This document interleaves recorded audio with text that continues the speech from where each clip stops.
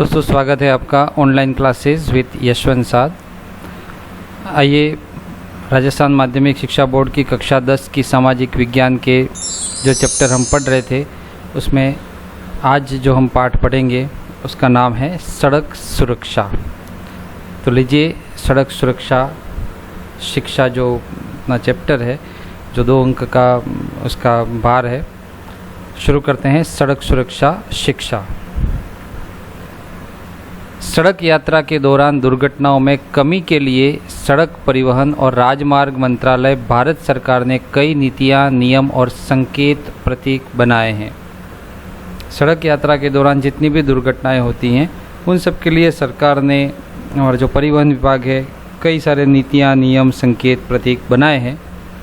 सरकार की इन परिवहन संबंधी नीतियों और नियमों का पालन करते हुए सड़क यात्रा करना सड़क सुरक्षा कहलाता है। हम जो पढ़ रहे हैं सड़क सुरक्षा शिक्षा, तो इसका तात्पर्य ये है कि सरकार ने जो भी परिवहन संबंधी नीतियां और नियम बनाए हैं उनका पालन करते हुए हम सड़क यात्रा करें तो वही सड़क सुरक्षा कहलाता है। सरकार की नीति नियम का पालन करना है और सड़क सुरक्षा जो भी अपनानी है हमको, ताकि हम और हमारा परिवार और बाकी सभी भी सुरक्षित रहें। इससे यातायात के कुछ संकेत आपके सामने दे रखे हैं। जैसे आपको ये संकेत मिलता है तो आपको राइट हैंड मुड़ना है, ये लेफ्ट हैंड का कर्व है, ये राइट हेयर पिन बेंड इस तरह से मुड़ा हुआ आएगा आगे। ये जितने भी मोड़ हैं ये सब आपको दिखाई दे रहे हैं। ये इसका सिंबल का अर्थ होता है कि आपके आगे ढलान आ रही है, ये उतार आ रहा है, यहाँ पे आगे संकड़ा रोड है, यहाँ पे आगे चौड़ा रोड आएगा, यहाँ पे नेरो ब्रिज मतलब बहुत संकड़ा पुल की तरह है और इसको अपन को यहाँ क्रॉस होके धीरे से निकलना है। ये कुछ सिंबल हैं जिनको हमें ध्यान रखना है और इनको समझना है कि किस तरह से हमको काम करना है और रोड को क्रॉस करना है या रोड पे हमको जो भी वाहन हम चला रहे हैं। एक्चुअल में कक्षा 10वीं तक के छात्र छात्राओं को गाड़ी का कोई लाइसेंस नहीं मिलता है चलाने का। हम साइकिल पे चलाते हैं तो साइकिल को भी ध्यान से चलाना है और इन सब प्रतीक जितने भी हैं, संकेत हैं, इन सबको फॉलो करना है। सड़क सुरक्षा शिक्षा के कुल अपने 3 छोटे छोटे पार्ट हैं, इनको एक एक करके लेते हैं। पहला है परिवहन एवं संचार व्यवस्था।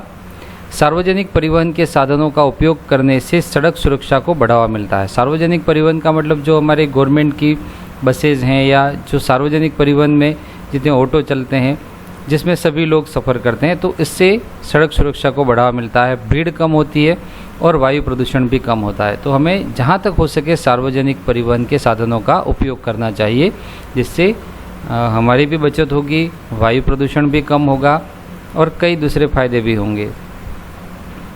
बस रैपिड ट्रांजिट BRT कॉरिडोर या गलियारा व्यवस्था सार्वजनिक परिवहन की महत्वपूर्ण व्यवस्था है।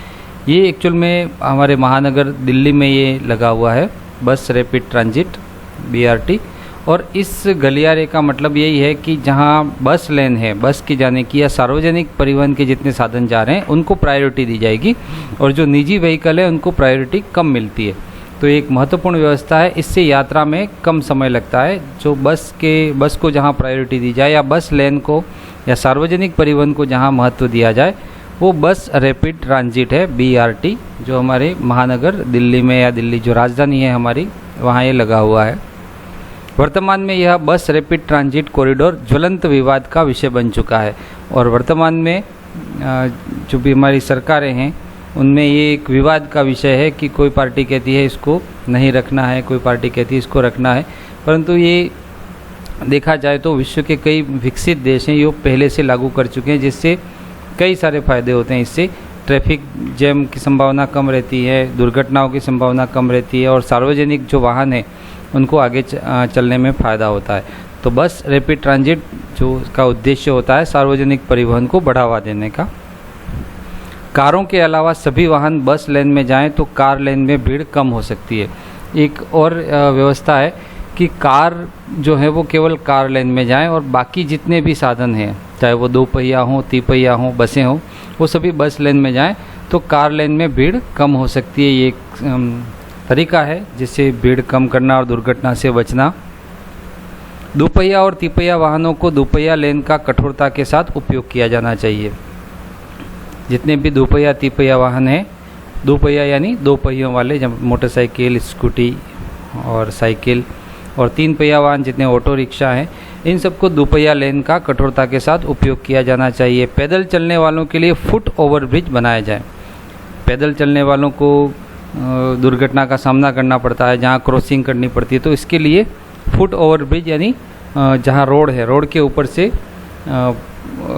उनके चलने जाने के लिए सुविधा होनी चाहिए, ताकि उनके ऊपर एक्सीडेंट का भय नहीं रहे, दुर्घटना ना हो। यातायात सिग्नल पर यातायात दबाव के अनुसार समय निर्धारित किया जाए, और जहाँ पर भी चौराहे होते हैं या जहाँ ट्रैफिक सिग्नल लगे होते हैं, जहाँ बहुत ज़्यादा भीड़ भाड़ होती है, आने जाने वालों की क्रॉसिंग होती है, तो उस पर यातायात दबाव के अनुसार समय निर्धारित किया जाना चाहिए। कई जगह तो अभी मुंबई में काम किया था कि अब जितना वायु ध्वनि प्रदूषण करेंगे उतनी समय सीमा बढ़ती जाएगी, क्योंकि अक्सर होता है कि जहाँ क्रॉसिंग होती है, सिग्नल होते हैं, वहाँ बहुत जल्दबाजी रहती है और हॉर्न बहुत ज़्यादा बजाते हैं लोग। तो ये एक काम किया था मुंबई में कि यहाँ पर जितने ज़्यादा हॉर्न बजाए जाएंगे, सेंसर लगे हुए हैं, तो वो लाइट रेड से ग्रीन होती ही नहीं थी। तो ऐसा कुछ बनाया जाए जिससे यातायात दबाव कम हो और दुर्घटना की संभावनाएं कम हो। अगला है सड़क सुरक्षा शिक्षा में विकास। सड़क पर वृद्धजनों, विशेष योग्यजनों और युवाओं की खास आवश्यकताओं का ध्यान रखना चाहिए। युवाओं को जल्दबाजी रहती है, वृद्धजन और विशेष योग्यजनों को बहुत सुरक्षा की ज़रूरत होती है। इनको सावधानी से कहीं क्रॉसिंग होती है या पैदल भी जाना होता है, तो इनके लिए विशेष आवश्यकताओं का ध्यान रखना चाहिए। वृद्धजनों और विशेष योग्यजनों के लिए सार्वजनिक स्थानों पर रैंप और स्वचालित सीढ़ियाँ बनवानी चाहिए, तभी हम विकास सही मायनों में करेंगे। जो हमारे वृद्धजन हैं या विशेष योग्यजन हैं, उनके लिए रैंप की व्यवस्था हो जाए या स्वचालित सीढ़ियाँ बन जाए, तो उनको आने जाने में सुविधा रहेगी। विकास से आर्थिक संपन्नता बढ़ती है। जब कभी भी विकास होता है तो उससे धन दौलत बढ़ती है, आर्थिक संपन्नता बढ़ती है, जिससे सड़कों पर कार की संख्या बढ़ती है, दोपहिया वाहनों की संख्या बढ़ती है, और साथ साथ आर्थिक संपन्नता से कुछ और भी गलत चीज़ें भी हो जाती हैं, जैसे नशा करके गाड़ी चलाने वालों की संख्या बढ़ जाती है। तो ऐसे में जब दुर्घटनाएं बहुत ज़्यादा हो जाएं या जब वृद्धजनों का या विशेष योग्यजनों को कोई ध्यान नहीं दे पाए, तो ऐसे मामलों में सख्त सज़ा दी जानी चाहिए, तभी हम कहेंगे कि सही मायनों में विकास हुआ, जहाँ पर सभी के लिए सुविधा हो जाए। अगला है सड़क सुरक्षा शिक्षा में प्रजातंत्र का प्रभाव। प्रजातंत्र अथवा लोकतंत्र का सबसे महत्वपूर्ण मापदंड है नागरिक का जीने का अधिकार। प्रत्येक नागरिक को जीने का अधिकार है। जैसे स्वास्थ्य और शिक्षा हमारे मूलभूत अधिकार हैं, वैसे ही जीने का अधिकार सबसे महत्वपूर्ण है। प्रजातंत्र में हर व्यक्ति को जीने का अधिकार है। बढ़ती सड़क दुर्घटनाओं से नागरिकों के जीने के अधिकार का उल्लंघन होता है, और जितनी जितनी सड़क दुर्घटनाएं बढ़ती हैं, वैसे वैसे नागरिकों के जीने के अधिकार का उल्लंघन होता है। कभी कभी हम सही होते हैं, पर सामने जो आ रहा है या पीछे से जो आ रहा है वो गलत होता है, तो हमारे जीने के अधिकार का तो उल्लंघन वो करता ही है। भावी नागरिकों को यातायात के नियम और सड़क सुरक्षा के बारे में जानकारी देना हमारा कर्तव्य है। जितने भी भावी नागरिक हैं जो भविष्य में देश के नाम रोशन करेंगे आगे, उन सबको यातायात के नियम और सड़क सुरक्षा के बारे में जानकारी देना हमारी जिम्मेदारी बनती है, और हम ये करते भी हैं और हमें करना भी चाहिए। नशे में, लापरवाही में और क्रोध उन्माद में आदि में सड़क पर वाहन चलाने से सड़क दुर्घटनाएं बढ़ती हैं। जब कभी कोई व्यक्ति नशे में, लापरवाही से, या उसका मन कहीं और है, शरीर कहीं और है, ऐसी स्थिति में अगर वो वाहन चला रहा है तो सड़क दुर्घटनाओं की संभावनाएं बढ़ जाती हैं। वाहन चलाते हुए मोबाइल या तेज स्वर का संगीत या कार में बच्चों का शोर मचाने से चालक का ध्यान बंट जाता है और दुर्घटना हो सकती है। तो इन सब चीज़ों का हमें ध्यान रखना है। गाड़ी चलाते हुए हमें मोबाइल का इस्तेमाल नहीं करना है, तेज स्वर का संगीत नहीं सुनना है, कार में कोई शोर नहीं हो, इन सब बातों का ध्यान रखना। और जो वाहन चला रहा है वो हमेशा रोड पर ही ध्यान दे, दाएं बाएं आजू बाजू में देख करके सब कुछ देखते हुए वाहन को चलाएं, तो शायद हम दुर्घटनाओं से बच सकते हैं। मैंने पहले भी कह दिया है कि अभी आपकी उम्र नहीं है जो 10th क्लास में पढ़ रहे हैं उनकी गाड़ी चलाने की, तो आप इस बात पर विशेष ध्यान देवें। हाँ, साइकिल ज़रूर चला सकते हैं। सड़क सुरक्षा संबंधी चालकों को सुझाव: अपने वाहन को सुचारू स्थिति में रखें और उसकी पूरी जांच करें। आप साइकिल चला रहे हैं तो उसकी सही स्थिति में रखें, उसकी पूरी जांच करें। और अपने बड़े जितने भी जिनको लाइसेंस मिला हुआ है वो भी, उनको भी कहें कि आपकी जो गाड़ी है उसकी बराबर सर्विसिंग करवाई जाए, उसकी पूरी जांच करने के बाद ही उसको सड़क पर लाया जाए।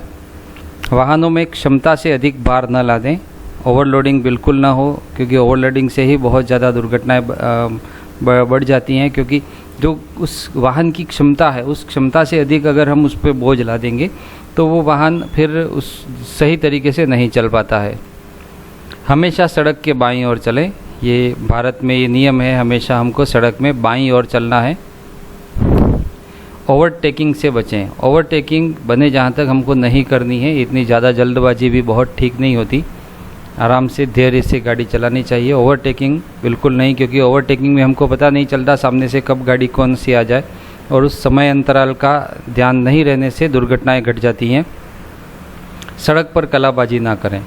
आजकल के जो युवा हैं जो जोश दिखाते हैं अपनी सड़कों पर, तो वो सड़कों पर जोश ना दिखाएं, कलाबाजी ना करें, क्योंकि उनके घर में उनको फ़र्क भले ना पड़े पर घर पे उनके जो माता पिता हैं, भाई बहन हैं, दोस्त हैं, उन सबको फ़र्क ज़रूर पड़ता है। इसलिए कलाबाजी नहीं करनी है रोड पर। सड़क पर हमेशा चौकस रहें और लापरवाही ना करें। हमेशा सड़क पर जा रहे हैं तो ध्यान से गाड़ी चलाएं, वाहन चलाएं, अपना लापरवाही बिल्कुल नहीं करें।